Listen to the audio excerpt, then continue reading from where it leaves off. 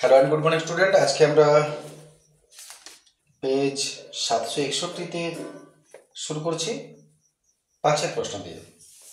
পাঁচের প্রথম প্রশ্ন দেখো, বলছে রাজীব জেঠু 3,750 টাকা মূলধন নিয়ে একটা ব্যবসা শুরু করলো। 6 মাস পর সায়ন 15,000 টাকা মূলধন দিয়ে ওই ব্যবসায় যোগ দিল। বছরের শেষে যদি 6,900 টাকা লাভ হয়, প্রত্যেকের লাভের অংশ কত? যখনই কেউ মাঝে টাকা তোলা জমা করবে বা মাঝখানে সে আসবে, তার মানে সেটা বাৎসরিক মূলধনে চলে গেল। তাহলে বাৎসরিক মূলধন দিয়ে শুরু করা যাক। রাজীবের বাৎসরিক মূলধন,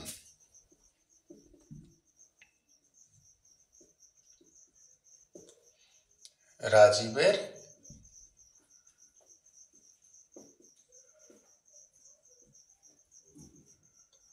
বাৎসরিক মূলধন হচ্ছে 3,750। 6 মাস পর সায়ন আসছে, মাঝখানে তোলা জমা কিছু হয় না, তাহলে এনার টাকাটা 12 দিয়ে গুণ হবে বাৎসরিক মূলধন। এবারে সায়নের বাৎসরিক মূলধন, সায়ন আসছে 15,000 টাকা নিয়ে। ইনি 6 মাস পরে এসছেন, তাহলে এনার টাকাটা বছরে আর ক মাস খাটবে? 6 মাস খাটবে। তাহলে 12 মাস থেকে 6 মাস পরে এসছে, 6 বাদ গেল, তাহলে রইল আর 6 মাস। এবারে বছরের শেষে লাভ দিয়েছে। আগে একটু এটা দেখে নেওয়া যাক।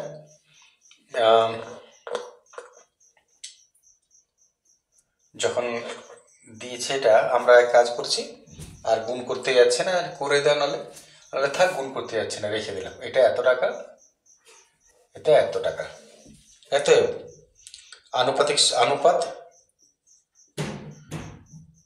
Rajib is to Sayan 3750 into 12 is to 15 into 6। গুণ করো তুমি, ওটাই বসাতে। এইখানে একটু কাটাকাটি করে নিই। 6 দুগুণে 12, গোগলা গেল 2, 75 150 শূন্য, 5 দ্বারা 5 7 35, 14 2, 5 5 25, 5 15 75, 75 দুগুণে 150, 1:2 হলো। 1:2 এত পানপতিক সমষ্টি।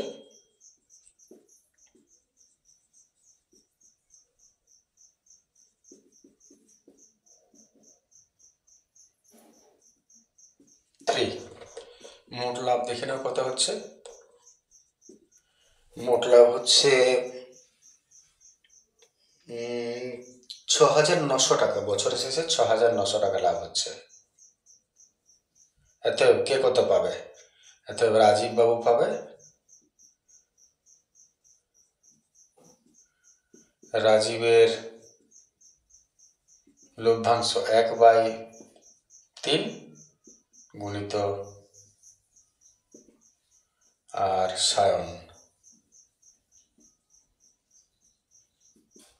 সায়নের লভ্যাংশ এটা 3 দুগুণে 6, 3 3 2 শূন্য টাকা, 3 দুগুণে 6, 3 3 9,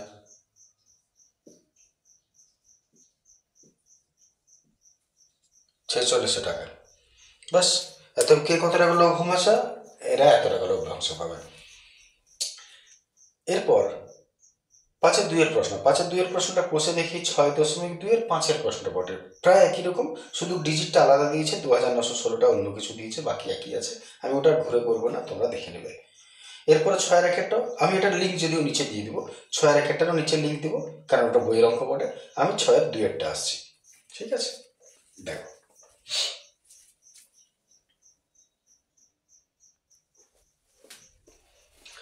চলে আসছে আমরা 6-2 প্রশ্ন। 6-2 প্রশ্ন দেখো, বলছে 2 অঙ্কের একটি সংখ্যা তার অঙ্ক দুটির যোগফলের 4 গুণ অপেক্ষা 3 বেশি। আবার বলছে সংখ্যাটির অঙ্ক দুটি স্থান বিনিময় করলে যে সংখ্যাটা হয় তা মূল সংখ্যার চেয়ে 18 বেশি। সংখ্যাটা কত? আচ্ছা, প্রথমত 2 অঙ্কের যখন সংখ্যা বলেছে, আমরা জানি একটা একক একটা দশক হয়, 2 অঙ্কের সংখ্যা। তাহলে 2 অঙ্কের একটি সংখ্যার অঙ্ক দুটির যোগফল। আমরা ধরে নিচ্ছি 2 অঙ্কের সংখ্যার একটি এককের অঙ্ক একটি দশকের অঙ্ক। তাহলে ভাষাটা কেমন হওয়া উচিত, যে ধরি 2 অঙ্কের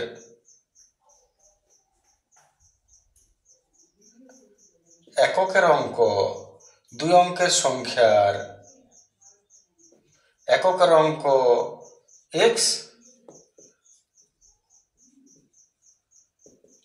আর দশকের অঙ্ক y। মনে করো এককের অঙ্ক x, দশকের অঙ্ক y। যদি এটা হয় তাহলে অতএব 2 অঙ্ক বিশিষ্ট সংখ্যাটা কত সেটাও লিখে নিতে হয়। অতএব 2 অঙ্ক বিশিষ্ট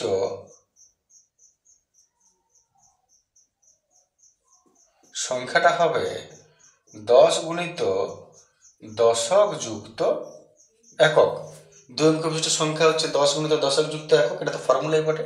তার মানে 10 ইন্টু দশক, দশকটা তুমি y ধরেছ, যুক্ত একক, এককটা x ধরেছ। 2 অঙ্ক বিশিষ্ট সংখ্যা বটে এটা। এইটা তোমাকে প্রথমে যে কোনো 2 অঙ্ক বিশিষ্ট সংখ্যা 3টা বিষয় করে নিতে হয়। এবার প্রশ্নে এসো। বলছে 2 অঙ্কের একটি সংখ্যার তার অঙ্ক দুটির যোগফলের 4 গুণ অপেক্ষা 3 বেশি। তাহলে প্রথম শর্ত কি বলছে? প্রথম শর্ত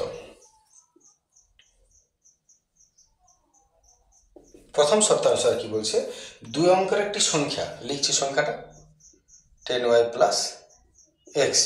2 অঙ্কের একটি সংখ্যা তার অঙ্ক দুটির যোগফলের, অঙ্ক দুটি মানে x আর y, এর যোগফলের 4 গুণ অপেক্ষা, তার 4 গুণ অপেক্ষা, এবার মাঝখানে সমান দিতে হবে 3 বেশি। কে 3 বেশি?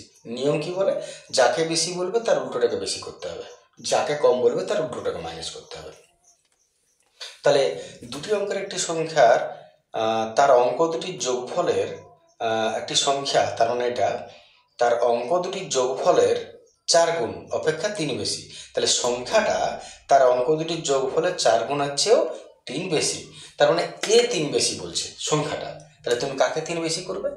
একে 3 বেশি করবে। বাস, এটা প্রথম শর্ত হয়ে গেল। একটু আমরা সলভ করে নিই। 10y plus x is equal to 4x plus 4y plus 3, 4x plus 4y plus 3। এবার বাকিগুলো ট্রান্সফার করো। 10y plus x minus 4x minus 4y is equal to 3। অতএব 4টা এক্স থেকে একটা এক্স গেল, 3টা এক্স, বড় রাখা মানে হচ্ছে মাইনাস, 4টা y 10টা y বিয়োগ হলো 6টা y, বড় রাখা প্লাস হচ্ছে প্লাস 3। এখান থেকে মাইনাস 3 কমন নিয়ে নিচ্ছি, এক্স মাইনাস 2y, 3 3 কেটে গেল, মাইনাস চলে গেল ওদিকে। অতএব এক্স মাইনাস 2y সমান, ওদিকে 1 করে থাকবে আর মাইনাসটা ওদিকে ট্রান্সফার করে দেবো, -1। ঠিক আছে, বাকি তুমি যেভাবে সলভ করবে তোমার ইচ্ছা। এটা একটা ইকুয়েশন এলো। এরপরে আমরা দ্বিতীয় শর্তটা যাই। দ্বিতীয় শর্ত কি বলছে? দ্বিতীয় শর্ত কি বলছে দেখো, বলছে সংখ্যাটির অঙ্ক দুটি স্থান বিনিময় করলে যে নতুন সংখ্যা হয়, অঙ্কটি স্থান বিনিময় করলে যে নতুন সংখ্যা। তার মানে এই জায়গাটা লক্ষ্য করো, এটা হচ্ছে অঙ্কটার সংখ্যা, দশক, 10 গুণিত দশক যুক্ত একক। এখানে একক হচ্ছে 1, দশক হচ্ছে y। অঙ্ক দুটির স্থান বিনিময় মানেই হলো এইটা অল্টার হবে, এই জায়গায় আসবে কি এই জায়গায় আসবে, একক দশক, দশক একক, এটা হলো স্থান বিনিময়। তাহলে ভাষাটা আরেকবার বলি। বলছে সংখ্যাটার অঙ্ক দুটি স্থান বিনিময় করলে যে সংখ্যা হয়, অঙ্ক দুটো স্থান বিনিময় করো। তার মানে 10-এর কাছে এক্স নিয়ে যাও আর ওয়াইটা এদিকে, এটা হলো এক্স আর এদিকে হলো ওয়াই। ঠিক আছে, এইটা হলো স্থান বিনিময় করলে যে সংখ্যাটা হয়। তাহলে আমি আবার রিপিট করছি, সংখ্যাটার অঙ্ক দুটি স্থান বিনিময় করলে যে সংখ্যাটা হয় তা মূল সংখ্যার চেয়ে 18 বেশি। মূল সংখ্যা কোনটা? এইটা, এর চেয়ে। মাঝখানে সমান দাও, তাহলে আবার একবার দেখি, সংখ্যাটি স্থান বিনিময় করলে, অঙ্ক দুটি স্থান বিনিময় করলে যে সংখ্যাটা হয়, তার মানে এটা, তা মূল সংখ্যার চেয়ে 18 বেশি। মূল সংখ্যার চেয়ে 18 বেশি, এ 18 বেশি। তাহলে কাকে 18 বেশি করব? ওকে 18 বেশি করব। ব্যাস, বাকিটা একটু সলভ করে নাও। 10x প্লাস ওয়াই, নিয়ে এসে দিকে -10y - x সমান ওদিকে আছে 18। 10টা x থেকে একটা x গেল 9টা x, 10 থেকে একটা গেল 9টা y সমান 18। 9 কমন নিয়ে নিচ্ছি 18, অতএব x - y সমান 18, 9 সমান 2। এটা 2 নম্বর ইকুয়েশন। দেখেন আশা করি অসুবিধা নেই কিছু, সাধারণ একটা প্রশ্ন ছিল। এরপর এই দুটো ইকুয়েশনকে আমরা সমাধান করি অপরাধ বজ্রগণের যে কোনো পদ্ধতিতে। তাহলে আমরা অপনয়ন করে নিচ্ছি। এটাতে 2 আছে, এটাকে 2 গুণ করে দিলাম। অতএব x - 2y সমান -1, x - 2y সমান -1। আর এখানে আছে 2 গুণ করছি 2x - 2y is equal to 2 দুগুণে 4। আশা করি ঠিকই রেখেছি। x - 2y সমান -1 আর 2x - 2y সমান 2 দুগুণে 4, 2 গুণ করেছে সবই। সাইন চেঞ্জ করছি সব। এটা কেটে গেল, দুটো আজ থেকে একটা x বড় মানে হচ্ছে মাইনাস, 4 আর 5 -5 মাইনাস মাইনাস গেল। অতএব x সমান হলো 5। এবারে 1 নং সমীকরণে মান বসাচ্ছি। 1 নং সমীকরণ x - 2y = 1 আছে, দেখে -1 আছে। অতএব x এর জায়গায় 5 - 2y - 1। অতএব -2y সমান -1 আর 5টা গেল মাইনাস। অতএব -2y সমান -6, মাইনাস মাইনাস গেল, y সমান 6/2, 3। বাস y এর মান হয়ে গেল। এই প্রশ্নটা কি বলেছে দেখে নাও, বলেছে সংখ্যাটি নির্ণয় করা। অতএব সংখ্যাটা তো এইটা লিখে না মানবো সব, নিশ্চয়টা নিশ্চয়ই দেখতে পাবে। অতএব সংখ্যাটি হলো, অতএব সংখ্যাটি হবে 10y + x। তার মানে 10 × y মানে 3 + x মানে হলো 5। 3 × 10 = 30 + 5 = 35। সংখ্যাটি হবে 35। আশা করি ক্লিয়ার আছে। চলে আসে পরের প্রশ্ন।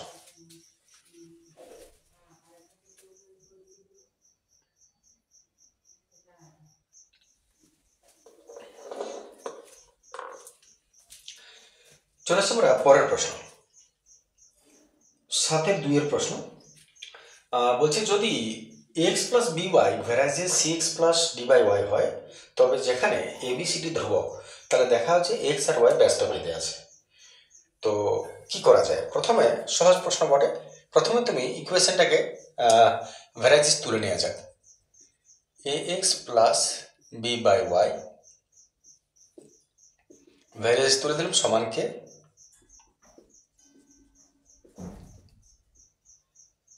এখানে কে হলো অশূন্য ভেদ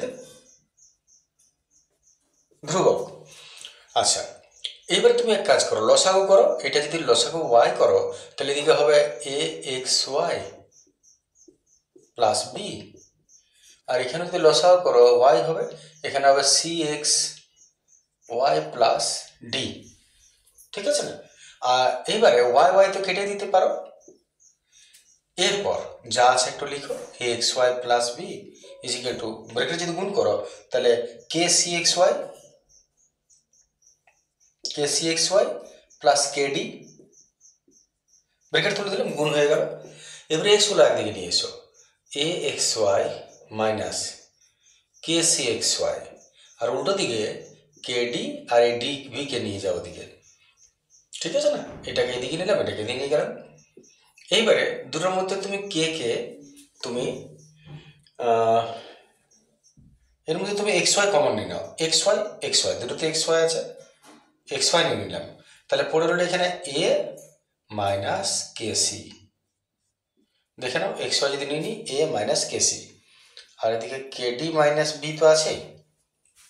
এতে এইবারে এটাকে ট্রান্সফার করে দাও, xy = kd - b, R by এটা ট্রান্সফার হলে নিচে নেমে যাবে a - kc।